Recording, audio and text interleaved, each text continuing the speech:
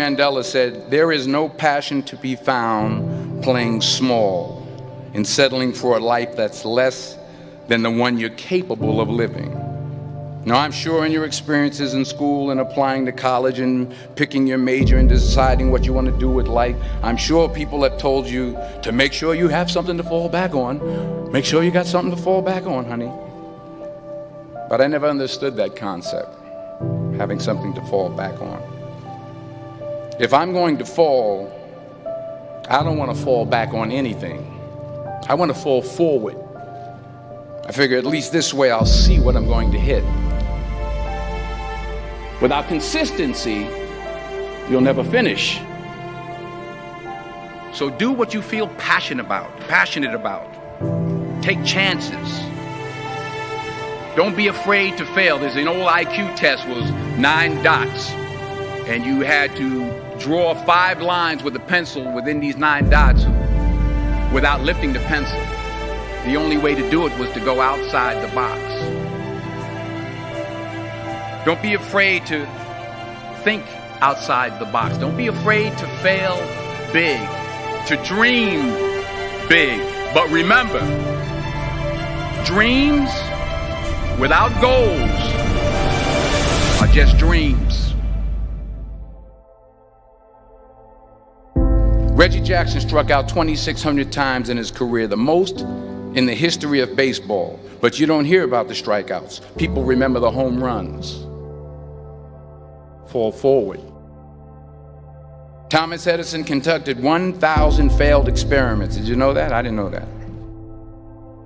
Because the 1,001st was the light bulb. Fall forward. Every failed experiment is one step closer to success. You've got to take risks, and I'm sure you've probably heard that before, but I want to talk to you about why that's so important. You will fail at some point in your life. Accept it. You will lose. You will embarrass yourself. You will suck at something. There's no doubt about it.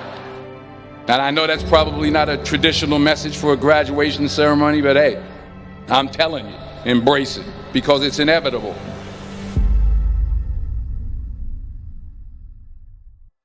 In the acting business, you fail all the time. Early on in my career, I auditioned for a part in a Broadway musical.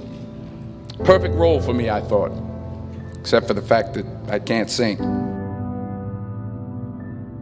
I didn't get the job. But here's the thing. I didn't quit. I didn't fall back. I walked out of there to prepare for the next audition, and the next audition, and the next audition. I prayed. I prayed. And I prayed. But I continued to fail, and fail, and fail. But it didn't matter, because you know what?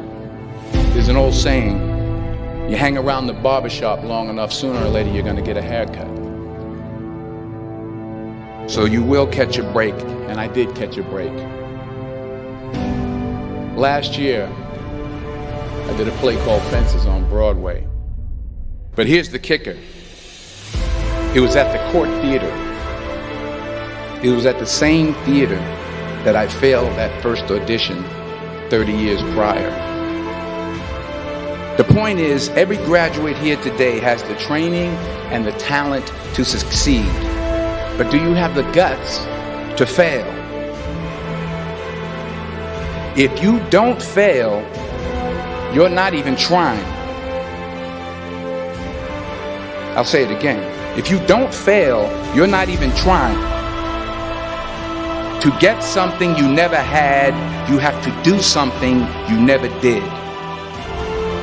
So imagine you're on your deathbed, and standing around your deathbed are the ghosts representing your unfulfilled potential. The ghost of the ideas you never acted on. The ghost of the talents you didn't use. And they're standing around your bed, angry, disappointed, and upset. They say we came to you because you could have brought us to life, they say. And now we have to go to the grave together. So I ask you today, how many ghosts are going to be around your bed when your time comes?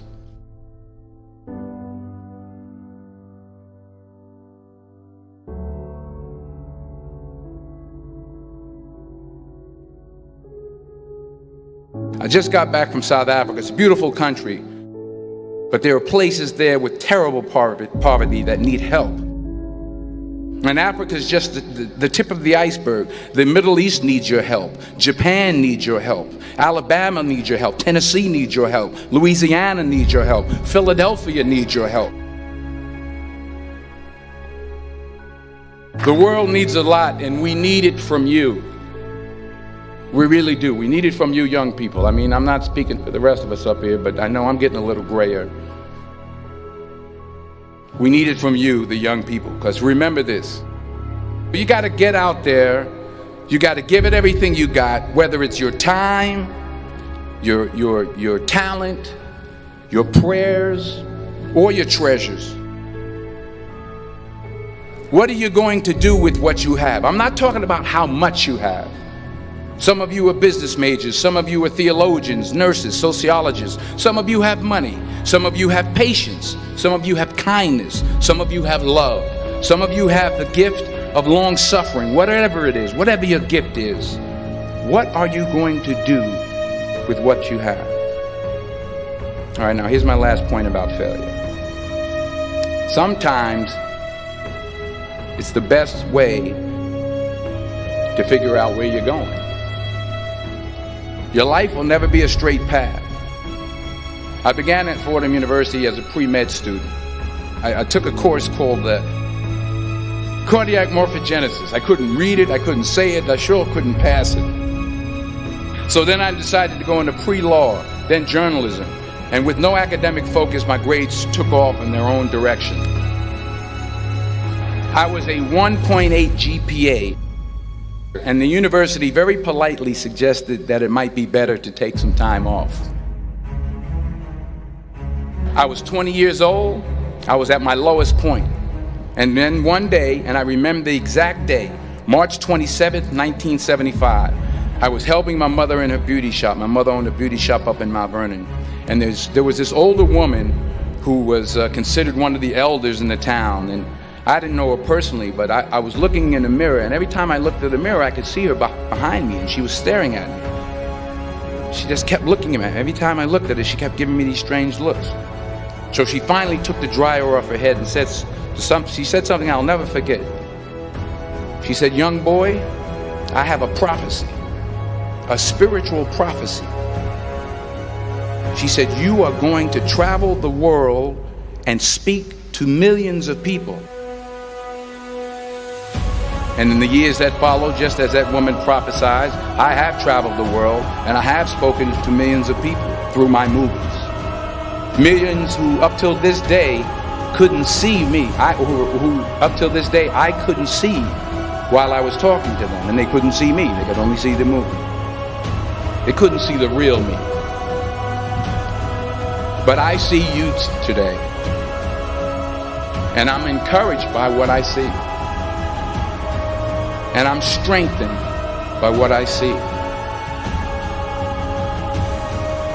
Because taking risk is not just about going for a job. It's also about knowing what you know and what you don't know. It's about being open to people and to ideas. The chances you take, the people you meet, the people you love, the faith that you have, that's what's going to define you. Never be discouraged. Never hold back. Give everything you got. And when you fall throughout life, remember this: fall forward.